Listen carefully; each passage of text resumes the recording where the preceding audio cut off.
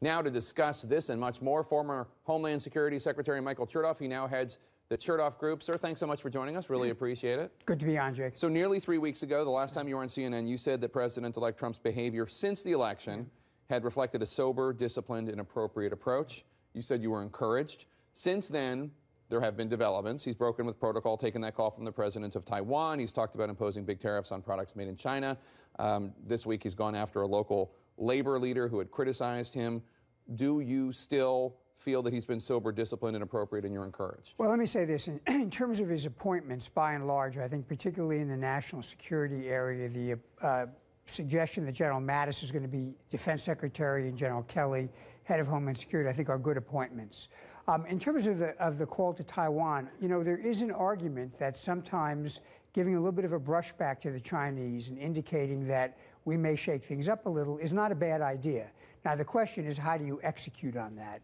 Because it should be part of a strategy, and hopefully he is in the process of developing with his advisors and with the experts a strategy going forward that doesn't antagonize the Chinese, but perhaps adjusts a little bit in terms of our relationship with them. What do you make of all the potential conflicts of interest? He's got this global business enterprise, and it seems that he's not going to divest himself or sell off his assets, that he's going to try to do some sort of wall, but his sons, Don Jr. and Eric, will still be in charge of the company. And there are a lot of decisions and a lot of things having to do with foreign governments that a lot of people think, a lot of ethics experts say, this is going to be a problem for him. Well, one thing, Jake, is if we're talking about creating jobs, there are going to be a lot of jobs for lawyers. Because lawyers suing the Trump organization? Or suing, defending, analyzing, advising. I don't know what he's going to do. I mean, obviously, when you have business interests and financial stakes involving foreign countries, it raises a whole host of issues. So he's going to have to work with the lawyers to figure out what protects him and protects the country and his kids from getting caught up in some kind of a problem. Would you suggest that he fully divest, or at least? Well, divestiture is the easiest thing to do, and that's clean and simple. I think when you don't do that, even though the strict ethics laws don't apply to the president, there are a lot of laws that do apply, including the Constitution, and he's going to have to get guidance as to what that requires. Let's talk about the fact that we're being told by the transition team that President-elect Trump is getting about one intelligence briefing a week, whereas obviously normally presidents-elect and what we're told Vice President-elect Pence is getting one roughly every day. Does it matter? And if so, why? Well, you know, presidents have treated the presidential daily brief differently. I know President Bush got it every day or 6 days a week, and actually someone came in and briefed him. Other presidents have read it, but they haven't had somebody come in. Some people get briefed orally. Now, he's not president yet, so he's got a little bit of time to figure out what he wants to do. But I think what he'll find out is when you own the responsibility, there's such a lot of dynamic change every single day that in some form or another, you're going to want to hear every day what's going on. Whether that's the written brief, whether it's something electronic, whether it's someone coming in giving an oral brief or some combination, he's going to have to figure out what he's comfortable with once he actually has the job.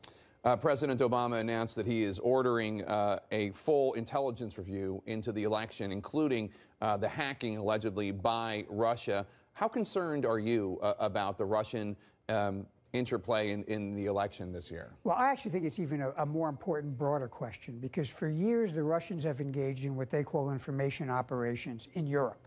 And they've used it to influence public opinion, to drive certain candidates forward with finance, with propaganda, by having botnets that literally drive up certain tweets in order to get attention. So this is part of a larger set of issues. We've just begun to experience that here in the U.S., but I think in many ways what the Russians have done is weaponized social media, and we need to have a larger analysis and discussion of what that means strategically for how we deal with the Russians around the globe. How do you think that they've weaponized social media? But the hacking into... Not just hacking into data to get data, which is espionage, but literally using it to manipulate public opinion, to put stories out that are biased or phony in order to drive public opinion a certain way. If you look at polling in Europe, you'll be amazed to find that in many places, attitudes to the U.S. and Russia are basically evenly balanced. People think that the U.S. is as much of a problem as Russia. That is driven by some of the information operations that for years have now been pushed out in Western Europe. Two former heads of the CIA, men that I think you know well, Michael Hayden and Mike Morrell, both have told me that they think Putin is playing Trump. Hayden even suggested he's a useful fool. What do you think? I don't think there's any doubt in my mind that Putin is trying to set the stage and the circumstances to get Donald Trump to be as favorable to him as possible. Now, of course, other presidents had, quote, resets, and they rapidly discovered that the reset was only cosmetic and that the fundamental challenges were still there. So look, I think it's okay to treat the Russians respectfully. I think there are times we've gratuitously insulted them, and that's probably unnecessary and unhelpful. But you've got to be very clear that other than being polite, there are certain core interests the U.S. and its allies have, and those can't be compromised. And I think that's going to be a critical test for the incoming administration. Do you think President-elect Trump realizes that? Well, this is what his advisors and people like General Mattis, General Kelly, they understand, they know about it, and they ought to be in the process of educating him about it. So they get it. All right. Thank you so much, Secretary Chernoff. Always good to see you. Thank you so much.